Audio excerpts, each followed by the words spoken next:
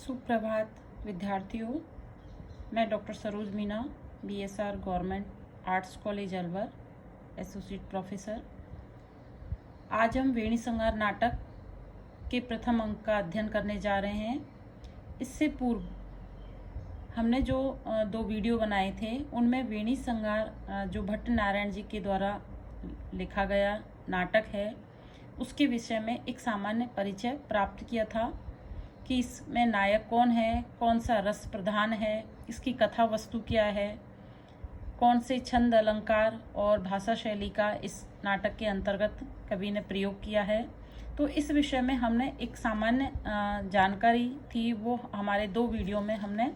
प्राप्त किए हैं। आज हम प्रथम अंक को प्रारंभ कर रहे हैं और अब यहाँ से हमारी जो नाटक की जो मुख्य कथा वस्तु है वो प्रारंभ होती है। प्रथम अंक के प्रथम श्लोक में जैसा कि आप सभी जानते हैं कि किसी भी कार्य को प्रारंभ करने से पूर्व, जैसा कि एक भारतीय संस्कृति की परंपरा रही है कि अपने जो इष्ट देवी देवता हैं उनका हम आराधना करते हैं, उनकी प्रार्थना करते हैं, या अपना जो भी कार्य है उसका सफलतापूर्वक संचालन हो सके, विधिवत रूप से वो अपने फल को प्राप्त कर सके। इस हेतु हम अपने जो भी इष्ट या आराध्य देव हैं उनकी स्तुति करते हैं। तो यहाँ पर भी कवि ने अपने इस नाटक की निर्विघ्न रूप से समाप्ति हो इस हेतु अपने जो प्रमुख आराध्य देव हैं उनकी स्तुति की है। और उस स्थिति को हम साहित्य के क्षेत्र में काव्य का मंगलाचरण कहते हैं या नांदी पाठ उसको कहा जाता है। तो जो प्रथम अंक का प्रथम श्लोक है वो नांदी पाठ है जिसमें आराध्य देव की प्रार्थना की गई है। स्टार्ट करते हैं यहाँ से। देखिए, निषिद्धे एभी लुलितो मकरंदो मधुकरई करई इंदो अंतशुरित इव सा भिन्न मुकुल है विदताम सिद्धि नो नयन सुभगाम अस्य सदस्य है प्रकीर्ण है पुष्पाणाम हरिचरणयो अंजलि अयम। क्या कह रहे हैं इसमें कवि? निषिद्धे एवी मधुकरई के बार बार हटाए जाने पर भी एभी इन मधुकरई भौरों के द्वारा लुलित मकरंदो जिसके मधु को या जिसके पराग कणों को फैला दिया गया है कि बार बार हटाए जाने पर भी एभे मधुकरई इन भौरों के द्वारा लुलित मकरंदो जिनके मधु को या जिन पुष्पों के पराग कणों को बिखेर दिया गया है, ऐसे सा भिन्न मुकुलय विकसित कलियों वाले कर इंदो चंद्रमा के करई किरणों से अंतशुरित इव मानो चंद्रमा की जो छवि है या चंद्रमा की किरणों के स्पर्श से ही जो व्याप्त हो गए हैं, या चंद्रमा की किरणें जैसे ही उन पुष्पों पर पड़ती हैं मानो वो पूरी तरह से खिल गए हैं। इस प्रकार कवि ने यहाँ पर उत्प्रेक्षा की है। ऐसे हरिचरणयो प्रकीर्ण पुष्पानाम, प्रभु विष्णु के चरणों में या कृष्ण के चरणों में प्रकीर्ण फैलाई गई पुष्पानाम पुष्पों की या फूलों की अंजलि, जो पुष्प वहाँ पर बिखेरे गए हैं उन पुष्पों की छवि या अंजलि सदस्य इस सभा में उपस्थित नयन सुभगाम, जो भी लोग इस सभा में उपस्थित हैं उनके नेत्रों को आनंद प्रदान करती हुई सिद्धिम नो विदताम, उस आनंददायिनी सफलता को, सिद्धि सफलता को नो विदताम हमें प्रदान करे। कहने का तात्पर्य यहाँ पर कवि अपने जो इष्ट हैं भगवान विष्णु उनकी प्रार्थना करते हुए क्या कह रहे हैं कि ऐसे भौरे जिनको बार बार हटाया जा रहा है किंतु फिर भी जिसके पराग को फैला दिया गया है, और सभिन्न मुकुलय जिनकी कलियां चंद्रमा की किरणों के स्पर्श को प्राप्त करके खिल गई हैं, ऐसे पुष्प हरिचरणयो प्रकीर्ण विष्णु के चरणों में फैला दिए गए हैं। ऐसे ये पुष्प सभा में उपस्थित सभी लोगों को एक आनंददायिनी सफलता प्रदान करे। देखिए यहाँ पर कहने का तात्पर्य एक ये भी है कि जब भी हम किसी भी इष्ट देवी देवता के ऊपर पुष्पों को चढ़ाते हैं या उनके ऊपर अर्पण करते हैं, तो ये कहा जाता है कि वो जो पुष्प हैं वो कीट और पतंगों के द्वारा विद्ध नहीं किए गए हो, यानी उनके द्वारा काटे हुए नहीं हो, तोड़े हुए नहीं हो, तो एकदम जो अक्षत हो, जो बिल्कुल साफ सुथरे फूल हो, जिनको कीट पतंगों के द्वारा जिनका भक्षण नहीं किया गया है, ऐसे पुष्प ही भगवान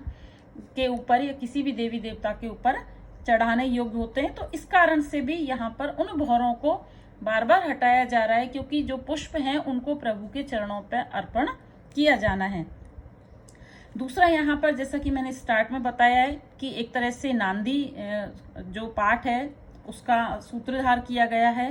कि जो इष्ट हैं उनके ऊपर उनकी आराधना की गई है कि जो ग्रंथ है वो निर्विघ्न रूप में समाप्त हो। इसी के साथ साथ यहाँ पर एक ये भी सूचना दे दी गई है कि जो दुर्योधन है उनको भीष्म और आदि जो उनके गुरु होते हैं उनके द्वारा युद्ध करने के लिए रोका जाता है, पर जो भीम है, दुर्योधन है, वो उनके अपने गुरुओं की आज्ञा को नहीं मानते हैं और युद्ध के लिए प्रवृत्त होते हैं। तो उसका तात्पर्य ये होता है कि उनको पराजित होना पड़ता है, यानी कि जो विजय का जो फल था वो उनको प्राप्त नहीं होता है। उसी प्रकार जैसे हटाए गए जो भौरे हैं पुष्पों से रस का या पराग का आस्वादन नहीं कर पाते हैं, उसी प्रकार जो दुर्योधन है वो गुरुओं के रोके जाने पर भी यदि युद्ध में प्रवृत्त होते हैं तो उनको विजय की प्राप्ति नहीं हो पाती है। तो एक इस चीज का भी एक ग्रंथ में नांदी के साथ साथ जो उसका बीज है, जो मूल विषय है, उसकी ओर भी यहाँ पर संकेत कर दिया गया है। श्लोक में विशेषोक्ति है, उत्प्रेक्षा है, यमक अलंकार आदि का प्रयोग किया गया है। यदि छंद की बात करें तो शिखरणी छंद है, जिसका उदाहरण आपने पढ़ा होगा, रसई रुद्रे शिशिना यमन शमलाग शिखरणी। तो इस प्रकार से जो श्लोक है उसमें नांदी पाठ के साथ साथ उसका भाव पक्ष, कला पक्ष दोनों की दृष्टि से ये उपयुक्त है। और यहाँ पर जो भट्ट नारायण जी हैं उन्होंने अपने आराध्य देव की स्तुति की है और इसी के साथ में नाटक का प्रारंभ यहाँ पर दिखाया गया है। नेक्स्ट हमारा आगे चलते हैं, श्लोक है और भी, कालिंदा पुलनेशु केली कुपिताम उत्सृज्य रासे रसम गच्छन्तीम अनुगच्छतो अश्रु कलुषाम कंसदिशो राधिकाम तत्पाद प्रतिमा निवेशित पदस्यो उद्भुत रोमोदगते अक्षुण्णो अनुनय प्रसन्न दयिता दृष्टस्य पुष्णातु वे। देखिए नेक्स्ट इसमें क्या कहा है, कालिंदा, कालिंदी कहा गया है यमुना नदी को, कि जहाँ कहीं भी संस्कृत साहित्य में यमुना नदी की बात जब आती है तो वहाँ पर कालिंदा शब्द का प्रयोग किया गया है। तो कालिंदा पुलिनेशु, यमुना नदी के बालुका में जो जल के किनारे हैं उन किनारों पर केली कुपिताम, केली रास की कीड़ा से कुपित हुई, उत्सृज्य रासे रसम, रास के रसम आनंद को छोड़कर, गच्छतिम जाती हुई, अनुगच्छन्तो अश्रु कलुषा, और रोने से जिसकी आंख कलुषित हो गई है ऐसी राधिका का, अनुगच्छन्तो अनुसरण करते हुए या उसके पीछे पीछे जाते हुए, तद पात पाद प्रतिमाम निवेशित, उस राधिका के पैरों के चिन्हों पर अपने पैरों को पदशोद, अपने पैरों को निवेशित रखते हुए, उद्भूत रोमोदगते उत्पन्न, राधिका के पैरों के ऊपर के चिन्हों पर अपने पैरों को रखते हुए श्री कृष्ण को जो रोमांच हो रहा था, जो आनंद उत्पन्न हो रहा था, उस आनंद का अनुभव करते हुए प्रसन्न दयिता दृष्ट से, राधिका के द्वारा प्रसन्नता पूर्वक देखे जाने पर अक्षुण्णो अनय, अक्षुण्णो नष्ट न होने वाले, या उस कृष्ण के जो विनय प्रार्थना है, पुष्णातु वे, आप सभी का पोषण करे या आप सभी का कल्याण करे। देखिए यहाँ पर क्या कहा गया है कि कालिंदी जो यमुना नदी है उसके विषय में बताया है कि वहाँ पर जो उसके किनारे हैं वहाँ पर जो कृष्ण है वो राधा और दूसरी गोपिकाओं के साथ रास जो लीला है वो करते थे। तो उन्हीं रास लीलाओं का यहाँ पर एक दृश्य बनाया गया है कि उन रासलीलाओं में जब कृष्ण राधिका को छोड़कर दूसरी गोपी के साथ आनंद और रासपूर्ण क्रिया करते हैं, तो वहाँ पर राधिका एक को ईर्ष्या होती है और वो उस आनंद को छोड़ करके वहाँ से चल देती है। तो राधिका जब रोते हुए वहाँ से जाती है तो कृष्ण भी उसका पीछा करते हैं और राधिका के जो पैरों के चिन्ह बालूका पर जो बनते जाते हैं, तो कृष्ण उन राधिका के पैरों के चिन्हों पर अपने पैरों को रखते हुए भी उनको एक आनंद की अनुभूति हो रही है। और जब राधिका ऐसा देखती है कि कृष्ण उनके पैरों के चिन्हों पर अपने पैर रखते हुए उनके पीछे आ रहे हैं, तो वो प्रसन्न होकर आनंदपूर्ण दृष्टि से कृष्ण को देखती है और कृष्ण की जो उनको राधिका को मनाने की जो अनुनय विनय युक्त जो प्रार्थना है, वो हम सभी का कल्याण करे, ऐसी यहाँ पर प्रार्थना की गई है। जैसा कि मैंने बताया है कि राधिका है वो कृष्ण की बहुत प्रिय सखी थी और चूंकि उनकी ईर्ष्या होना स्वाभाविक था, वो राधिका अपना उन पर पूरा अधिकार समझती थी, लेकिन जब कृष्ण दूसरी गोपियों के साथ होते थे तो उनको अच्छा नहीं लगता था। इस कारण से जो राधिका है वो वहां से नाराज होकर चल देती हैं। तो यहाँ पर राधा की रास में अनुक्त होना, प्रणय में कुपित होना और रोना, इन तीन अवस्थाओं को यहाँ पर दिखा गया है, जो एक प्रेम की पराकाष्ठा साहित्य में कही गई है। भगवान जब उनकी राधिका के चरणों पर अपने चरण रखकर चलते हैं तो उनका रोम रोम पुलकित हो जाता है, जिससे राधिका का ये भ्रम भी दूर हो जाता है कि भाई वो कृष्ण से नाराज हैं और वो अपना मान करना भूल जाती हैं। तो इस प्रकार से इस श्लोक के द्वारा भगवान श्री कृष्ण की एक प्रार्थना की गई है कि किसी भी कथा वस्तु की जब